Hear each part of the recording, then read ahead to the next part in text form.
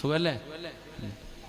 എന്നാ ഞാൻ അടുത്തൊരു ചോദ്യം ചോദിക്കട്ടെ. നിങ്ങളോട് ഞാൻ ചോദിക്കാം, എങ്ങനെയുണ്ട് ജീവിതം? നിങ്ങളുടെ കച്ചവടവും ജീവിതവും ഒക്കെ എങ്ങനെയുണ്ടെന്ന് ചോദിച്ചാ ഉസ്താദെ ആകെ പ്രശ്നം ഉസ്താദെ, ബുദ്ധിമുട്ടാ ഉസ്താദെ. കച്ചവടമൊക്കെ കൊറോണയ്ക്ക് ശേഷം ഇതുവരെ നൂന്നിട്ടില്ല, പഴയതുപോലൊന്നുമല്ല. ആകെ പ്രയാസവും ബുദ്ധിമുട്ട്. എന്താ സംഭവം എന്നറിയില്ല ഉസ്താദ്, ആകെ പ്രശ്നങ്ങളാണ്. ഇക്കാകെ ഇക്കാന്നല്ലേ വിളിക്ക? ഭർത്താവിന് എന്താ വിളിക്കുക? മച്ച. ഞങ്ങളുടെ നാട്ടിൽ മച്ചാന്നതാ, ഇക്കാന്നാണ് വിളിക്കുന്നത്. കാലഘട്ടമൊക്കെ മാറിപ്പോയി. ഞാനൊരു വീട്ടിൽ പോയതാ. അപ്പം ഭാര്യ ഭർത്താവിനോട് പറയും, എടാ അതിങ്ങെടുക്കടാന്ന്. ഞാൻ ആലോചിക്കുക, ആരെയാ അല്ലാഹ് വിളിക്കണേ? ഒരു ഭാര്യ ഭർത്താവിനെ വിളിക്കുന്ന എടാ അതിങ്ങെടുക്കടാ. അവിടെ എത്തി കാലഘട്ടം. എടാന്ന് വിളിക്കുന്നു. പെണ്ണുങ്ങൾ പേരാ വിളിക്കണം പിന്നെ ഭർത്താവിനെ. എവിടെ എത്തി? ഭർത്താവിൻ്റെ പേര് വിളിക്കുന്നു. അബൂബക്കറെ ഉസ്മാൻ എന്ന് വിളിക്കണമല്ലേ? നിങ്ങൾ മസലയൊക്കെ പഠിച്ചു വെച്ചിട്ടുണ്ട്. നിങ്ങൾ വേണമെങ്കിൽ സിറാജ് ഉസ്താദിനോട് ചോദിക്കും, ഫാത്തിമ ബീവി അലി എന്നല്ലേ വിളിച്ചതെന്ന് മസലയൊക്കെ നോക്കി വെച്ചിട്ടുണ്ടാവും. അത് വേറെ. വാപ്പാനൊരു സ്ഥാനമുണ്ട്, ഉമ്മാനൊരു സ്ഥാനമുണ്ട്, ഗുരുനാഥനൊരു സ്ഥാനമുണ്ട്, ഭർത്താവിനൊരു സ്ഥാനമുണ്ട്. നിന്നെക്കാളും വയസ്സ് മൂത്ത ഒരാൾക്കൊരു സ്ഥാനമുണ്ട്. സ്ഥാനം മറക്കരുത്. എൻ്റെ പേര് സിറാജ്. എൻ്റെ മകൻ എന്നെ സിറാജ് വാപ്പാന്നാണോ വിളിക്കേണ്ടത്, വാപ്പാന്നാണോ വിളിക്കേണ്ടത്? നീ എങ്ങനെ ഉമ്മയെ വിളിക്കണം? എങ്ങനെ? ആമിന ഉമ്മാന്ന്? ഇവിടെ അവനവന് കൊടുക്കേണ്ട സ്ഥാനം കൊടുക്കണം. ഭർത്താവ് പണ്ടുള്ളവര് ഏയ് എന്നാ വിളിക്കുക ഭർത്താവിന്. കുട്ടികളുടെ ഉപ്പ നിങ്ങൾ ഇങ്ങനെയൊക്കെ വിളിക്കുക. ഇന്നതൊക്കെ മാറിയിട്ട് ചീത്ത വിളിക്കാതിരുന്നാൽ മതി. അള്ളാഹു കാത്തുരക്ഷിക്കുമാറാകട്ടെ. എൻ്റെ പ്രിയപ്പെട്ട സഹോദരങ്ങളെ, അള്ളാഹുവിൻ്റെ വിശുദ്ധമായ ഖുർആൻ സന്തോഷവാനെ പോലെ ഈ വെമ്പായം ടൗണിലെ മനോഹരമായ ഒരു കട വെച്ചുകൊണ്ട് നല്ല വരുമാനത്തോടെ സന്തോഷത്തോടെ നീ കഴിഞ്ഞവനായിരുന്നല്ലോ. എന്തേ കാക്കാ നിനക്ക് പറ്റിയത്? എന്തേ നീ തകർന്നു പോയത്? എന്തേ നീ താഴെ വീണു പോയത്? അതിന്റെ കാരണം അല്ലാഹു പറയുകയാ, വമൻ അറള അൻ ദിക്രി ഫഇന്ന ലഹു മഈസതൻ ലൻഖാ. നിന്നെ തകർത്ത് കളഞ്ഞില്ലേ അല്ലാഹ്? നിന്നെ തകർത്ത് കളഞ്ഞില്ലേ അല്ലാഹ്? നിന്റെ മഈസത്ത് മുഴുവനും പോയില്ലേ സഹോദരാ? നീ കാരണം അല്ലാഹുവിന്റെ ഖുർആൻ കേട്ടവനാണോ? നീ പരിഗണിച്ചില്ലല്ലോ, കൊടുക്കേണ്ട സ്ഥാനം കൊടുത്തില്ലല്ലോ, നിനക്ക് തോന്നിയതുപോലെ നടന്നല്ലോ. പടച്ചവനെ, അല്ലാഹു നിന്റെ സന്തോഷം നഷ്ടപ്പെടുത്തിയില്ലേ? നിന്റെ സർവ്വതും അല്ലാഹു തകർത്ത് കളഞ്ഞില്ലേ? ഇന്ന് നീ തന്നെ പറയുന്നില്ലേ മരിച്ചാ മതിയെന്ന്? ആത്മഹത്യ പാപമാണെന്ന് പറഞ്ഞ നീ പടച്ചവനെ കടമായി, നഷ്ടമായി, പ്രയാസമായി ജീവിതം അവസാനിപ്പിക്കാൻ തോന്നുന്നു ഉസ്താദ്. ഈ ജീവിതം അവസാനിപ്പിക്കാൻ തോന്നുകയാണ്. ആത്മഹത്യയെക്കുറിച്ച് നീ പറയുന്നില്ലേ? മരിച്ചാ മതിയെന്ന് പറയുന്നില്ലേ? നിങ്ങള് നീ കളിച്ചത് അള്ളാന്റെ ഖുർആനിനോടാ. ആ പരിശുദ്ധമായ ഖുർആനിന് കൊടുക്കേണ്ട പരിഗണനയും സ്ഥാനവും നീയൊക്കെ കൊടുക്കാതെ വന്നപ്പോ അത് അള്ളാന്റെ കലാമാണെന്ന് നിങ്ങളൊക്കെ മറന്നുപോയി. അത് അള്ളാന്റെ കലാമാണെന്ന് മറന്നുപോയി. നിനക്ക് അല്ലാഹു തന്നിരിക്കുന്ന വെളിച്ചമാണെന്ന് നീ മറന്നുപോയി. ആ ഖുർആനിന് കൊടുക്കേണ്ട സ്ഥാനം കൊടുക്കാതെ വന്നപ്പോ അല്ലാഹു നിന്നെ തകർത്തില്ലേ? മെഴുകുതിരി ഉരുകുന്നത് പോലെ ഉരുകുകയാ സഹോദരാ. മെഴുകുതിരി ഉരുകുന്നത് പോലെ ഉരുകുകയാ. അല്ലാഹു നിന്നെ സമാധാനത്തോടെ സന്തോഷത്തോടെ ജീവിക്കാൻ നിനക്ക് പറ്റൂല. നീ ഉരുകും സഹോദരാ. അവസാനം നീ തന്നെ പറയും മരിച്ചാ മതിയെന്ന്. ആ ഒരവസ്ഥയിലേക്ക് അല്ലാഹു നിന്നെ കൊണ്ടെത്തിക്കുകയാണ്. കാരണം നീ ആ ഖുർആനിനെ കളിയാക്കിയവനാണ്, അതിനെ നിസാരമാക്കിയവനാണ്. അല്ലാഹു ദുനിയാവിൽ തരുന്ന ശിക്ഷ പെങ്ങളെ, വമൻ അറള അൻ ദിക്രി ഫഇന്ന ലഹു മഈശതൻ ലൻഖാ. ഈ ദുനിയാവിൽ അല്ലാഹു തരുന്ന ശിക്ഷ ഇനി ആഖിറത്തിലോ അല്ലാഹു പറയുകയാ, വനഹ്ശുറുഹു യൗമൽ ഖിയാമത്തി അഅമാ ഖാല റബ്ബി ലിമ ഹസർതനി അഅമാ وقد كنت بصيرا قال كذلك أتتك آياتنا فنسيتها وكذلك اليوم تنسى. വെമ്പായം പള്ളിയുടെ ഖബർസ്ഥാനിൽ നിന്ന് ഇസ്രാഫീൽ എന്ന് പറയുന്ന മലക്ക് സൂർ എന്ന് പറയുന്ന കാഹളത്തിലൂതുമ്പോ നീ എഴുന്നേക്കുകയാണ്, നീ എഴുന്നേക്കുകയാണ്. നിന്റെ കണ്ണ് കാണുന്നില്ലോ, നിന്റെ ചെവി കേൾക്കുന്നില്ലോ, നീ അന്ധനെ പോലെ തപ്പിത്തടയുകയാണ്. നീ അല്ലാഹുവോട് ചോദിക്കുകയാണ്, ഖാല റബ്ബി ലിമ ഹസർതനി അമാ വഖദ് കുന്തു ബസീറാ.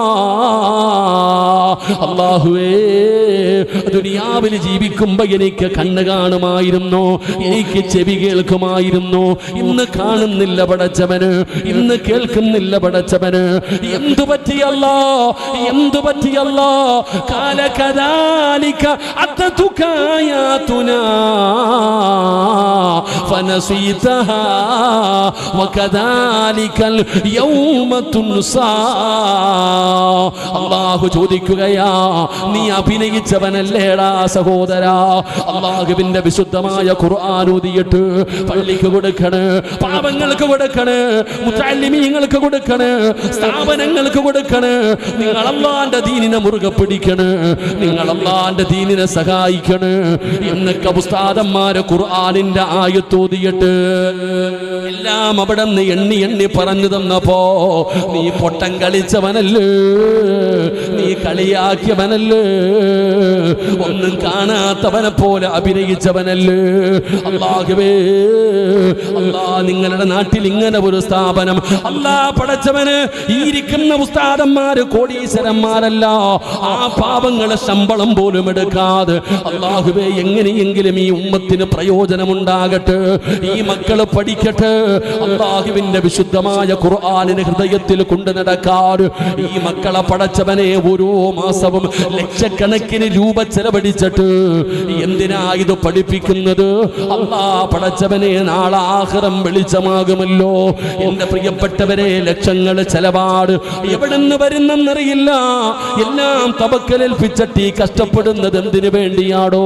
ഈ മക്കള് കിടക്കുന്ന സൗകര്യം പോലും ഇല്ലാത്ത സ്ഥലങ്ങളിലാണ് ഈ മക്കളെ ഇതുപോലെയുള്ള സ്ഥാപനങ്ങൾ നടത്തുന്നു. നിങ്ങൾ സഹായിക്കണേ എന്ന് പറയുമ്പോ എന്റെ സഹോദരാ, മനസ്സില്ലാതെ ഇത് കണ്ടിട്ട് പോലും, ഇത് കണ്ടിട്ട് പോലും, ഇത് പറഞ്ഞു തന്നിട്ട് പോലും അതിനെ നിസ്സാരമാക്കുമ്പോ, കാണാത്തവനെ പോലെ നടക്കുമ്പോ, നീ കേൾക്കാത്തതുപോലെ അഭിനയിച്ചപ്പോ അല്ലാഹു പറയുകയാ, നീ ഖബറിനകത്ത് നിന്ന് എഴുന്നേറ്റ് വരുന്ന ദിവസം അല്ലാഹു നിന്നെ അങ്ങനെ തന്നെയാക്കുകയാണ്. കണ്ണ് കാണാത്തവനെ പോലെ, ചെവി കേൾക്കാത്തവനെ പോലെ നാളെ പടച്ച റബ്ബ് നിന്നെ മസ്റയിലേക്ക് കൊണ്ടുവരുമെന്ന് അല്ലാഹുവിന്റെ വിശുദ്ധ ഖുർആൻ. പാവങ്ങൾ വന്ന് മുന്നിൽ നിട്ടുമ്പോ പള്ളി പണിയണം, മദ്രസ പണിയണം, ഉസ്താദന്മാര് ഖുർആനിന്റെ ആയത്തോതി പ്രതിഫലം പറഞ്ഞു കൊടുക്കാൻ. അത് നടക്കട്ടെ ഉസ്താദ, പരിപാടി ഇങ്ങനെ ഇരിക്കും, അനങ്ങൂല, ബക്കറ്റ് മുമ്പിൽ വന്നാൽ കുനിഞ്ഞിരിക്കും. നമുക്കൊന്നും പെങ്ങളെ വല്ലത് ഊരിക്കൊടുക്ക്, അള്ളാന്റെ ദീനിനാ, നല്ല കാര്യങ്ങൾക്ക് വേണ്ടിയാ. പിന്നെ പടച്ചവനെ ഇങ്ങനെ ഇരിക്കും, ഒന്നും കാണാത്തവരെ പോലെ, ഒന്നും അറിയാത്തവരെ പോലെ അഭിനയിക്കും.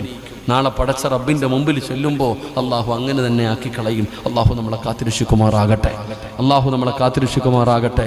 എൻ്റെ പ്രിയപ്പെട്ട സഹോദരങ്ങൾ, അതുകൊണ്ട് പരിശുദ്ധമായ ഖുർആൻ, ആ ഖുർആനിന് കൊടുക്കേണ്ട സ്ഥാനം, ആ ഖുർആനിന് കൊടുക്കേണ്ട മഹത്വം, അത് നമ്മൾ കൊടുക്കാതെ വരുമ്പോൾ എൻ്റെ പ്രിയപ്പെട്ട സഹോദരങ്ങളെ, നമുക്ക് വല്ലാത്ത പ്രയാസങ്ങൾ നമ്മുടെ ജീവിതത്തിലേക്ക് കടന്നു വരും. അള്ളാഹു നമുക്ക് സമാധാനമുള്ള ജീവിതം അള്ളാഹു നമുക്ക് നൽകി അനുഗ്രഹിക്കുമാറാകട്ടെ.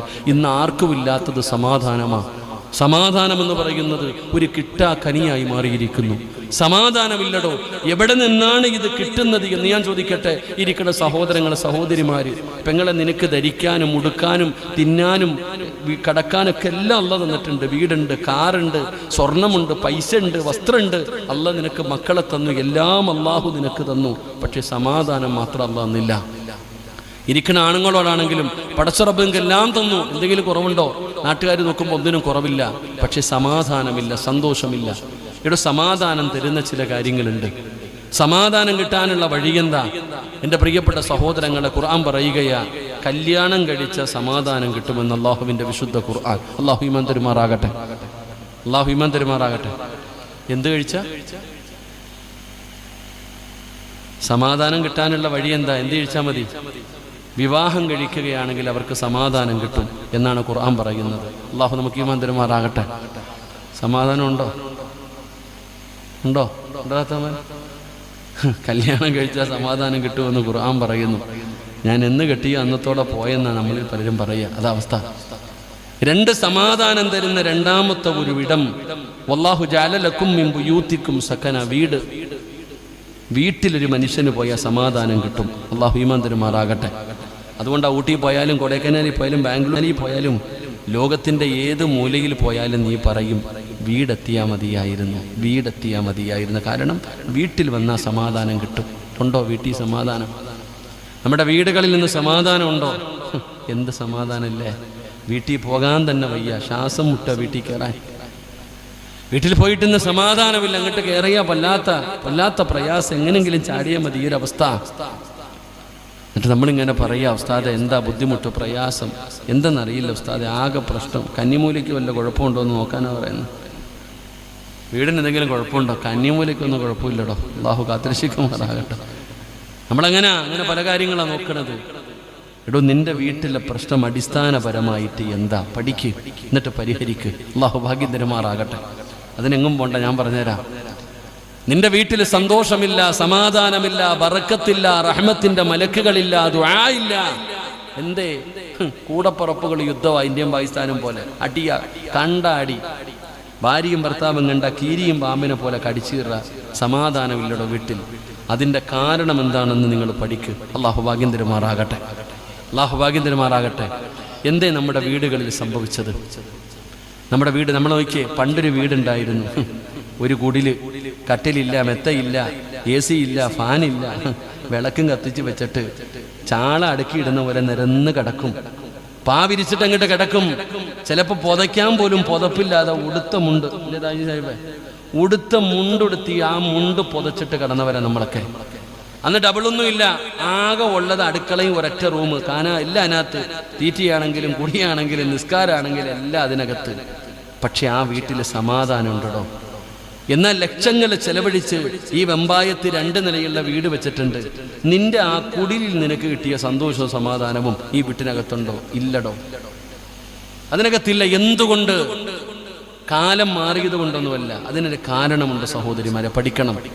കാരണം പണ്ട് നിന്റെ ഉമ്മ മഗ്രിബിന് വാങ്ങി വബിഹംദിഹി സുബ്ഹാനല്ലാഹിൽ അലീം വബിഹംദിഹി അസ്തഗ്ഫിറുല്ലാഹ്. ഇത് മഗ്രിബിന് വാങ്ങ്. പണ്ടൊക്കെ പള്ളികളിൽ പറയായിരുന്നു, മുത്തല്ലിങ്ങൾ പോയിരുന്ന് പറയണം. ഇപ്പൊ ഒന്നുമില്ല. ഉമ്മ ഈ ദിക്ർ പറയും.